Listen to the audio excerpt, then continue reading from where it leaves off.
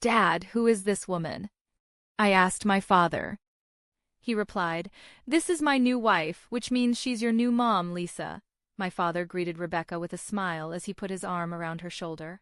"It's good to meet you." That was his plan then. "I have a single mother," I firmly said. "I won't tolerate anyone else in that place, so it implies you're going to be departing." Dad smirked and went on, "Leave or live with your new mom." Unexpectedly, I said, "All right," to both Rebecca and Dad. It's unlikely that they anticipated this kind of reply. "I'll prepare for my departure," I told them. "You two can do as you please." And I returned to my room to pack. "I appreciate everything that you have done. Henceforth, we are strangers. I won't be informed of anything that occurs to you." Dad called me frantically a month later, saying, "Lisa, help me. Is my father absent from my life?" I pondered in my mind. I am Lisa, a third-year middle school student of 15 years old. My parents loved and appreciated me since I was their only child. I believed that I was the happiest child alive, but when I was in 6th grade, I found out that wasn't the case. It must be Lisa, am I correct? A flamboyant woman called out to me from the school gate one day while I was in 6th grade. I was unable to reply right away. Soon after starting primary school, a teacher taught me 5 important lessons. Don't go, don't ride, shout, run away, and tell an adult straight away. I immediately committed these to memory since these were the first self-defense techniques we were given. "Well, did I frighten you?" "It's okay, I'm your dad's friend," the buoyantly dressed woman with dazzling blonde hair, arranged in a bun, big sunglasses, and a smile on her face, remarked. However, I was well aware that adults who assure you everything is fine frequently aren't. I'd seen that in dramas when kidnappers use that as justification for kidnapping kids. "Look, Lisa, I can see it's you." The woman produced a similarly showy smartphone after rummaging inside her lavishly adorned bag. Her long, elaborately painted nails left me wondering how she lived with them. She showed me the screen, on which was a picture of me and my parents from when I had my first communion at a church. I was using the kid's phone, and there was the exact same picture set as wallpaper. How was life for this woman? Startled, I found it much harder to reply. "Do you wonder why I own this?" "It's not at all weird." With a happy chuckle, the woman returned the smartphone to her purse. "Rebecca is my name. Could you please ask Mom to give me Dad right away?" That's exactly what Rebecca, the woman, said, and was off and running. I was in the 6th grade and had a hazy understanding of what she was saying, but I had no idea what to do. I came home in a trance, and when I saw Mom's warm face, I made the decision to remain silent. In all honesty, I was at a loss for words from that point on. I carried on with my life as usual on the outside since Dad never changed. He was always gorgeous, tall, family-oriented, caring, and hoping to be an actor. My dad was really proud of himself. However, there was a tiny, firm, weighty, and frigid knot in my heart.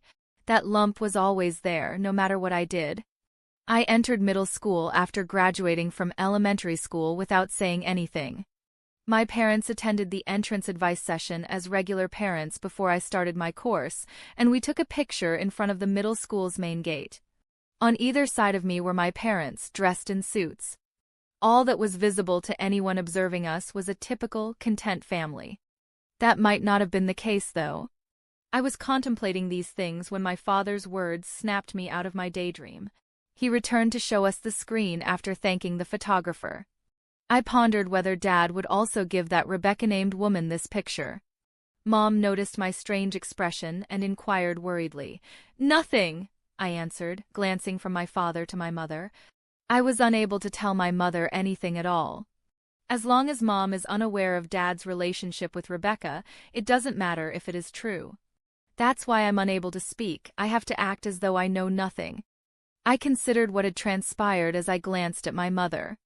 It's possible that Rebecca, the woman in question, simply developed a personal attachment to my cool dad and said those hurtful things as a result. It's possible that she happened to stumble into the picture and revealed it to me as a joke or to make fun of me. I hadn't ruled out that scenario. Actually, I kind of hoped that was the case. I said nothing, and time went by.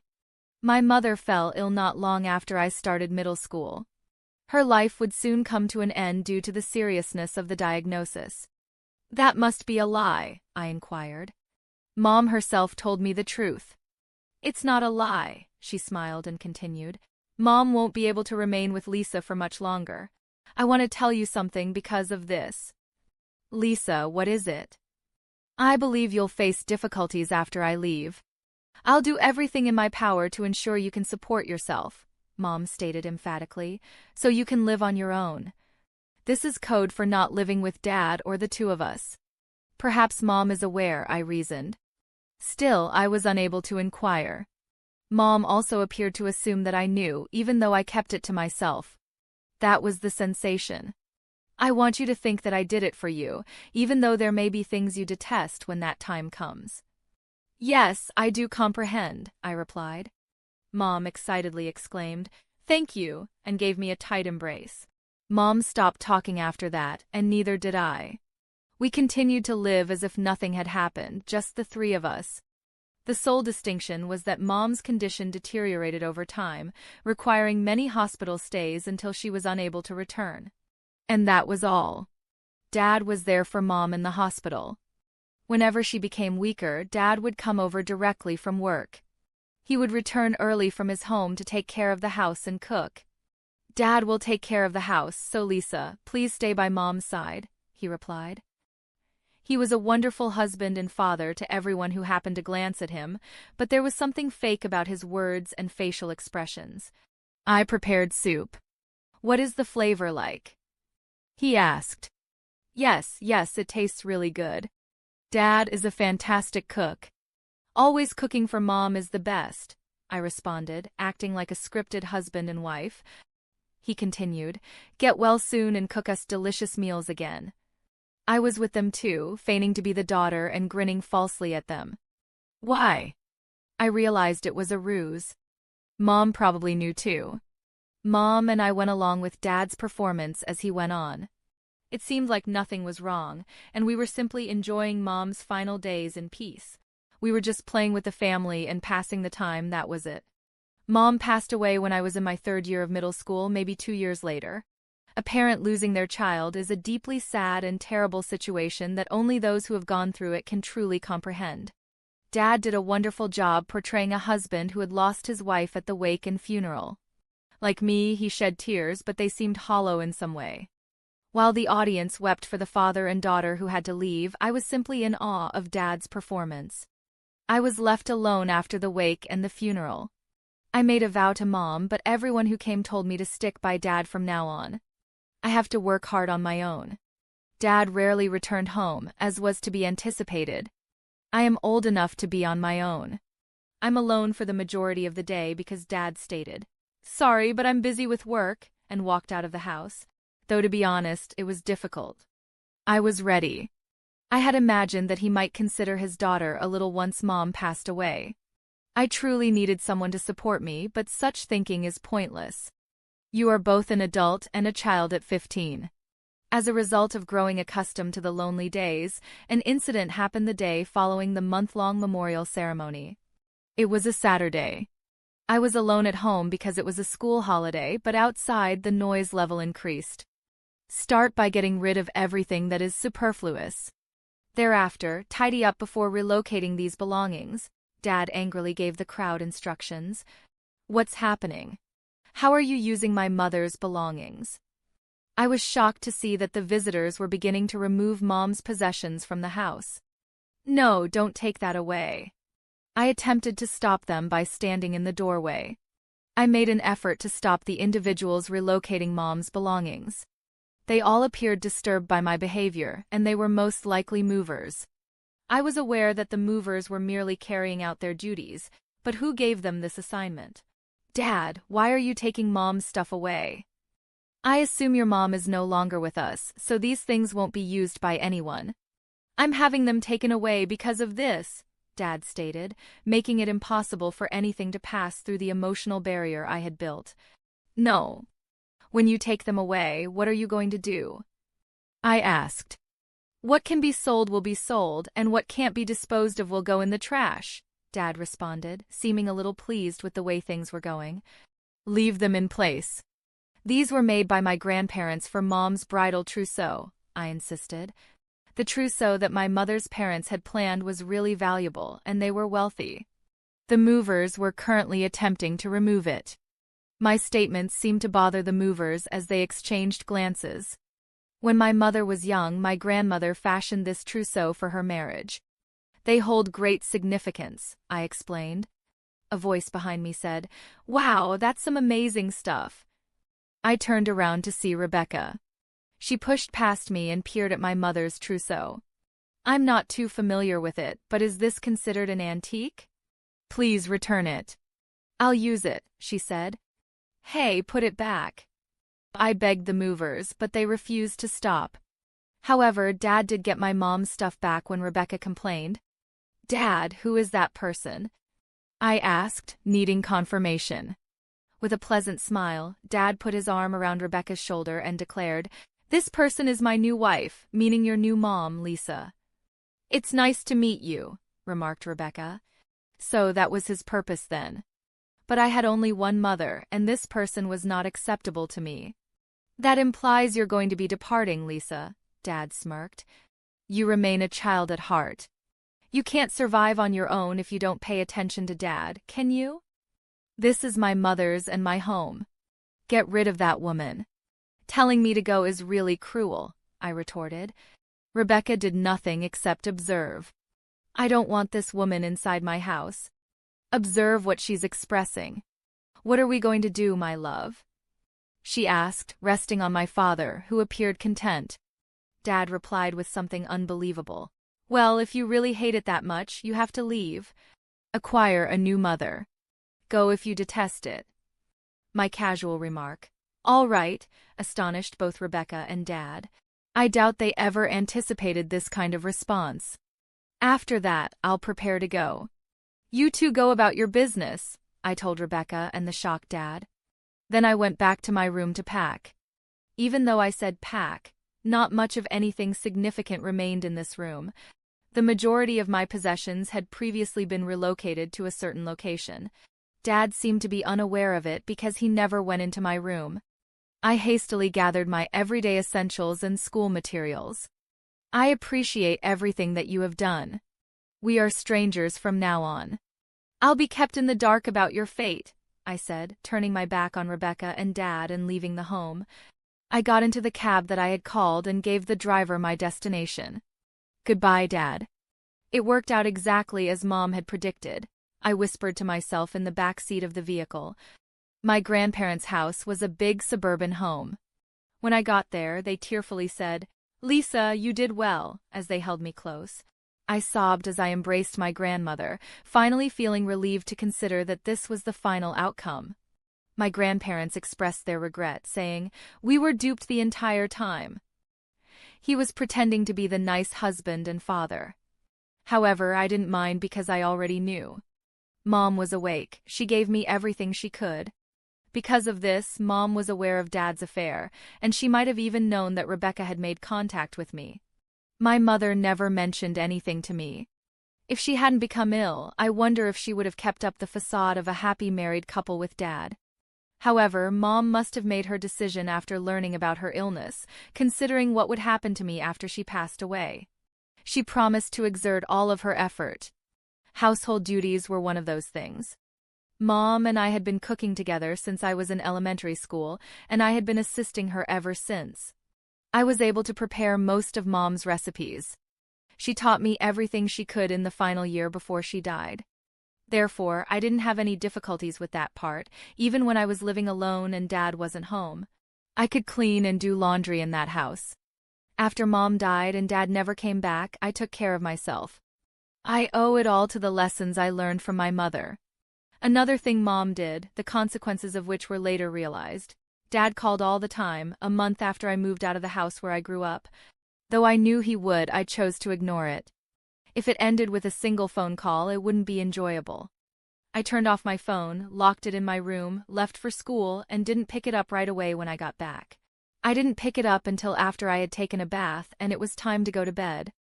There could have been up to 300 missed calls. When I looked through the call record, my phone was ringing in front of me. It was silent, but the screen illuminated to let me know. Perhaps it's time for me to finally answer the phone. Silently, I said, "Hello. Why didn't you respond earlier, Lisa? How many times have I called? Do you think you know?" I immediately received a yell. How rude, I thought, and remained silent. "Greetings, Lisa. How come you're not answering?"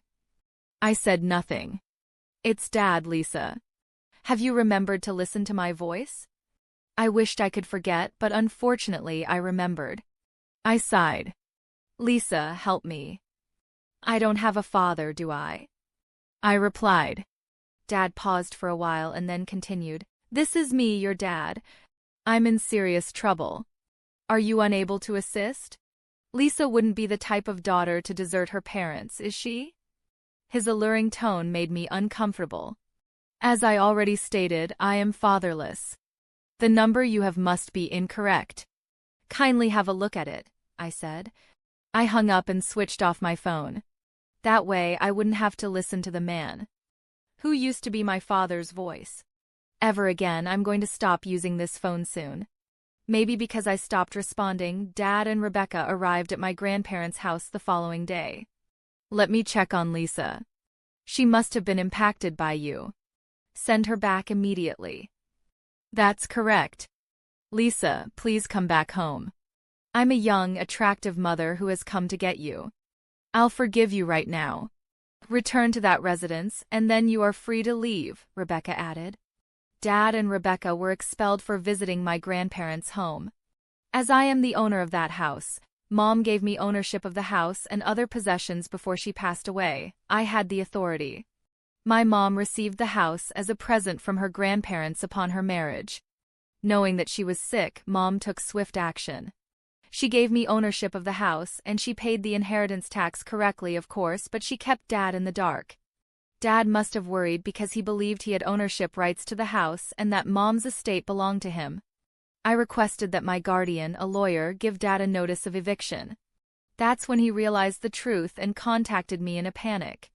He was given a notice to leave within a month or face legal action from me. It was written understandably. Simultaneously, I instructed the attorney to document that every piece of furniture in the house was mine and that if anything was destroyed, I would demand payment. Before I left, I had taken pictures of every household object. I recall the movers being really brutal with everything. Rebecca might have done some harm as well. Repairing such exquisite, one-of-a-kind furniture crafted by artisans would be quite expensive. I hope there isn't any harm. Dad sent me a counter notice a few days after my original notification was sent. It included Mom's will, which specified that Dad would inherit the entirety of her estate. It looked like something Mom had written before. It required that my grandparents immediately transfer all of Mom's estate to Dad under the terms of the will. It demanded my immediate return and accused my grandparents of betraying their priceless granddaughter and ruining the father-daughter bond. We also sent out a notification in response. Unfortunately for him, there is a newer will, thus Mom's is void. The date of the will's creation determines its priority. Since Dad's was created not long after Mom's diagnosis, on the other hand, one was dated the day before her death. When the time came, Mom filled in the dates on her pre-prepared will and gave it to the attorney. This is the most recent will that possibly exists. I could feel Mom's resolve to leave Dad nothing in her shaky handwriting. According to her will, I was to inherit the whole of her estate. Dad would not have custody of me since my grandfather would adopt me. My lawyer, who is also my guardian, was given complete authority over all operations. Mom made it clear that she didn't want to give Dad any money at all, even though the majority of her wealth was already in my name. A lawyer Dad had hired got in touch with us a few days after we sent out the second notice. "My father wanted to visit me, Lisa. According to your father, there is a misunderstanding. He doesn't understand this treatment or why you left so abruptly. What took place?" The lawyer began. Dad had told the lawyer that Rebecca didn't exist and that I had quietly moved to my grandparents' house and stopped being approachable. In addition, he claimed that when he went to my grandparents' place, they reported him to the police because they wouldn't let him see me. He was so frightened about me that he thought I might be taken prisoner by them. "My daughter is still considered a minor," he argued. He stated he was shocked that I would consent to being adopted by my grandfather without getting his permission. Perhaps her grandparents had deceived me, and I believed their lies, he maintained. She is the only priceless daughter my wife left behind. I implore you, please assist me in getting my daughter back, Dad had pleaded. The attorney claimed it was difficult to witness Dad talk so soberly about me. Your father remarked that since you lost your mother, you must be bewildered. He was unable to support you since he, too, lost the love of his life, the attorney clarified. He believes it could be the reason you've been acting this way since your mom passed away. But why is he so theatrical? I pondered out loud. Perhaps it's because his dream was to become an actor. I recalled something. Holding her hand, Dad said yes when Mom asked him to take care of me on her deathbed. This scene brought even my skeptical grandparents to tears. It felt like something from a theater. I observed icily as Dad grasped Mom's hand.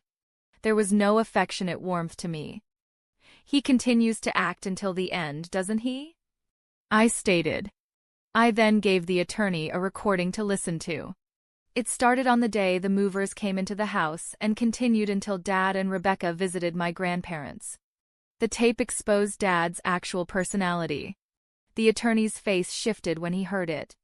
When it came time to bring Rebecca into the house after Mom passed away, Dad suddenly revealed his true colors. He had been acting as though he cared about me and Mom the entire time.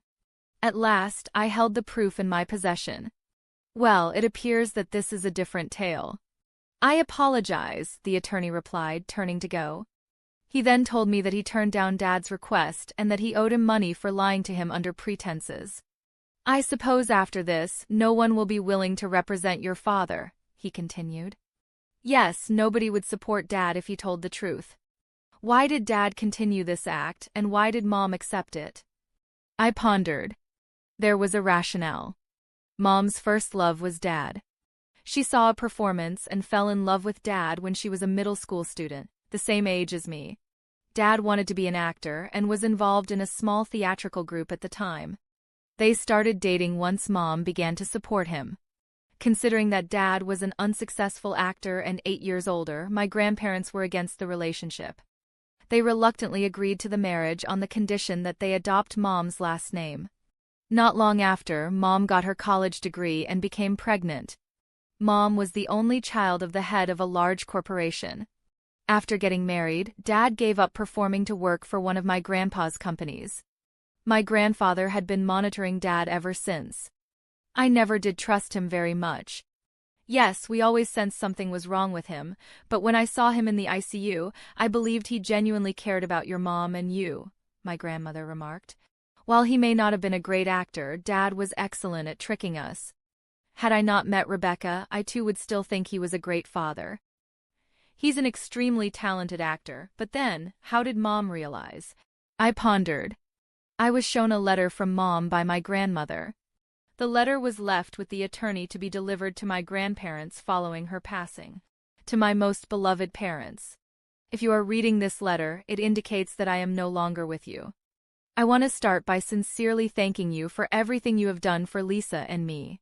I will always be appreciative of you because you have always supported us. I want you to know that your suspicions about my husband were founded. I know you have always had reservations. When my sickness was diagnosed, I came to understand the reality about him. Although it was a terrible epiphany, it provided me with the insight I needed to decide what was best for Lisa's future. Since I knew I was running out of time, I took every precaution to keep Lisa safe. I gave her full ownership of the house and other properties, guaranteed her financial security, and left the legal work to our lawyer. I wanted to make sure she wouldn't come into any harm or dishonesty. Please look after Lisa. She is a bright and strong kid, but she will require your help and support, as you have always been there for me. I know you will be there for her from the bottom of my heart. Your daughter. I experienced a range of emotions when I read the letter. Even in her last days, Mom had taken precautions to keep me safe because she knew the truth. I came to understand her love for me and the extent of her sacrifices made on my behalf. I knew that with my grandparents by my side, I could overcome any obstacles that lay ahead. Mom had loved Dad so much at first, but she began to suspect his conduct after they were married and she became pregnant, thinking it was fake. Maybe it was just her gut feeling, but after doing some research, she found that Dad had other women financially supporting him because he was attractive. Mom attempted to persuade herself that she was unique to him despite this. Eventually, though, she heard someone say, "I stole the president's daughter. One day, I will be president of my own company. Even if I don't love her, I'll take care of her because she's affluent." Even as a mere fan, Mom was always seen by Dad as a money source. She was astonished to learn this. But she believed that once the baby was born, they would become a happy family. Dad fooled everyone around him by seeming to be the ideal father once I was born. Still, Mom couldn't shake her suspicions and kept investigating him. Then, Rebecca came into the picture, becoming Dad's mistress in an attempt to unseat Mom. Since she worked at the nightclub he frequently visited and thought he was the heir to a big corporation, Rebecca was unaware that Dad was actually just Mom's husband and not my grandfather's son. Mom, who had the option to file for divorce, left the house when Dad and Rebecca eventually moved out. Although the affair was made public, they appeared to have given up and had nothing more to lose. But I could take them to court, and I ensured they were aware of it. Rebecca had attempted what amounted to willful obstruction of custody, trying to coerce Mom into leaving by revealing her presence when I was little. Damages can be demanded from a mistress who attempts to remove a parent from a minor child. Although Rebecca denied her actions, the incident was caught on camera by a detective I hired. Rebecca pleaded with me to stop the lawsuit, but I wouldn't back down. Rebecca's antics became well known as a result of the lawsuit, and she was fired from the club where she had caused numerous issues. Rebecca was asked to resign because the club, an upscale establishment that prioritizes its reputation, could not afford to employ someone of her caliber. Rebecca made a slander lawsuit threat against me, but I advised her to move forward. I don't think getting sued would concern me in the slightest. Rebecca would probably find it more problematic. She ultimately decided not to sue and left the club. She probably won't be able to work in such upscale establishments in the future. I will not get much money even if I win my lawsuit, which is still pending, but that is not the point. I plan to fight until the very end, and I will not allow them to get away with it. Dad was no longer able to remain at his business. He first gained access thanks to my grandpa's connections, and since he was anticipated to succeed his father-in-law in the end as the son-in-law, no one could ever criticize him for anything he did. But with this incident, being ejected from the house by his own daughter and having his long-term romance with Rebecca exposed, his true character became clear to all. As it happens, he wasn't all that skilled at his profession in the first place. He was a clever individual, but he was just good at acting, even though he could always put on a competent front. The truth was that he was useless, and everyone eventually discovered this. Strangely, Dad didn't become a successful actor despite his skill at acting. More than just talent is needed in the entertainment world. Maybe true stars have something that Dad didn't have, an aura. Anyway, everyone around him finally let out all their long-stowed complaints as they saw his actual personality. He was shunned not only by his peers but also by his clientele, who now treated him with contempt. His former admirers among the female staff now regarded him with disdain. After attempting to maintain a low profile for a while, he left the company because the circumstances became too intolerable. He and Rebecca are said to be living in a small flat now. He's called me a few times in the past, but now that we are strangers, I despise them. I'm not obligated to assist him. As expected, Rebecca damaged Mom's bridal tiara, and when I sought payment they complied, presumably believing they couldn't afford to file a case again. They may have spent their savings or Dad's severance pay. They may even owe money, but that's not my problem. As I already stated, it's up to them both going forward. I am now legally my grandfather's adopted child, even though this only affects our legal relationship and not my name or anything else. I'll be studying overseas after high school, getting ready to carry on my grandfather's tradition. I still cry when I think of Mom, but I can't grieve indefinitely. Losing Mom was a sad and lonely experience. She must have known that the day would come when I would need to study multiple languages to ensure that I wouldn't have any trouble with them. She truly instilled in me the ability to live independently wherever I go. This is something I really feel. I want to live up to Mom's expectations. I'm just now beginning to move toward a bright future for myself. I'm hoping to experience a variety of things overseas and meet someone who truly loves me.